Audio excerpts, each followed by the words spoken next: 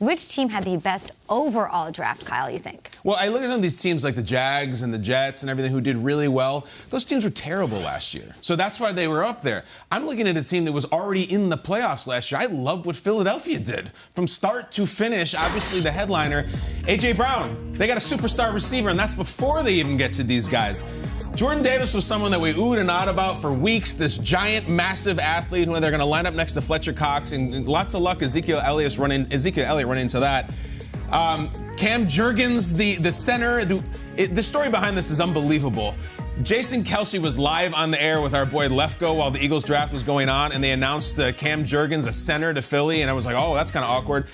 Kelce says, no, I handpicked him. The Eagles are saying, who do you like?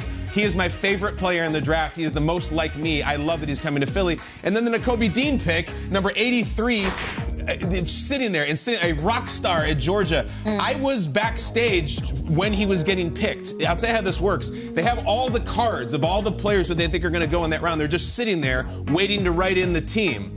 The Nakobe Dean pick card was just sitting there by itself, and it had been there for hours and hours and days, collecting dust, waiting for someone to grab it. Finally, Roseman's like, yeah, I'll take this guy who looked like maybe he was the best player at times on the best team we've seen in 25 years. They get all of these guys, and again, a playoff team, and we're not even mentioning A.J. Brown. A.J. Brown, there's this great nugget in Peter King's column this morning that A.J. Brown is actually really close with Jalen Hurts because Hurts tried hard to recruit him in college. So close, in fact, that Hurts was at A.J. Brown's toddler's birthday party like 2 weeks ago. They're boys.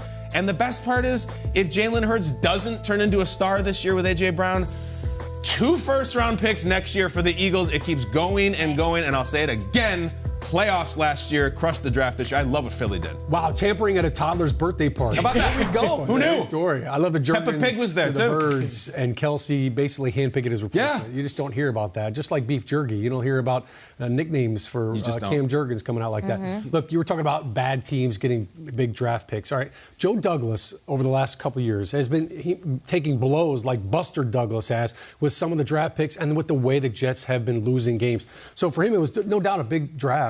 But I thought the Jets slayed it. And it's not just the 4th and the 10th pick that we talked about ad nauseum leading up to it. They jumped back into the first round to get Jermaine Johnson, which everybody thought was a steal in the draft at 26 overall. And then to get the best running back in this draft, Breece Hall, at the top of the second round. They traded with the Giants to get up in there. Basically 4 first-rounders. And their first 4 selections, when you look at them right there, basically 4 first-rounders. They were all on Daniel Jeremiah's top prospect list, top 30. I think for them, they got some absolutely week 1 starters, but these might be some potential Pro Bowlers. Garrett Wilson right here, 12 receiving touchdowns. Look, the Jets haven't had a 1,000-yard receiver since B. Marshall and Eric Decker in 2015. I think when you look at Jermaine Johnson, absolutely, he's starting week 1, and this guy's going to be dominating and terrorizing people in that division. There you see Breece Hall. I think when you look at the other draft picks too, Jeremy Rucker, tight end. All right, not a lot of people know about him. A little H-back there. Think about Kyle Juszczyk and how they used him in the 49ers. That's what this kind of guy is like. And then also Max Mitchell and Michael Clemens. Those last 3 picks were players that all played in the Senior Bowl. You know who coached the Senior Bowl? Jets. The New York Jets. So guys that they knew intimately, they knew, hey, look, here's how they practice. Yeah. Here's the things that they could do outside of just the film that we saw. So I think it was a great draft for the Jets. I think Joe Douglas has got to be ecstatic, and I know Robert Saleh as well. Yeah, those 2 teams are great. And the Eagles had multiple first-round picks to play with. The Jets had multiple first-round picks to play with. I liked what Buffalo did at the end of the first round, trading up to get their guy. They loved Elam. They wanted to get a corner. Remember, Tre'Davious White coming off the ACL. They moved up to go get their guy. Aggressive. Then in the second round, Dalvin Cook's little brother is sitting there, James Cook, who is an electric running back from Georgia.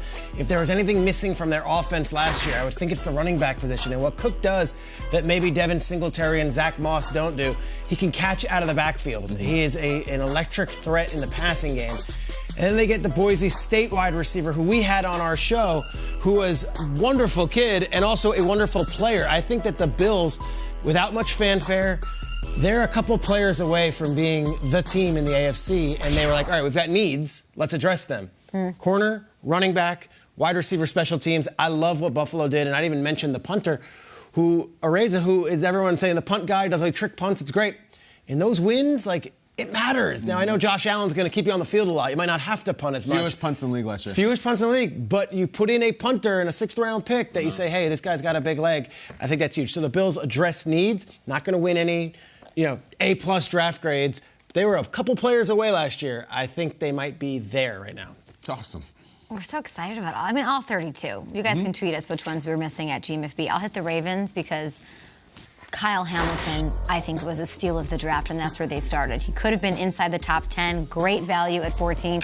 He's versatile. It sounds crazy to say this, but there was no worse pass defense in the National Football League, guys, last year than the Ravens. Marcus Peters, devastating. Remember us at the table when he got hurt? It was awful. Marlon Humphrey, injured. And now you're adding Kyle Hamilton to this thing, this Ravens secondary, with those guys healthy, and they got the Saints safety as well. They're going to be crushing. I don't know how you're going to throw on this Ravens team this year. I really don't. And then you go further on, if we keep looking at their draft here,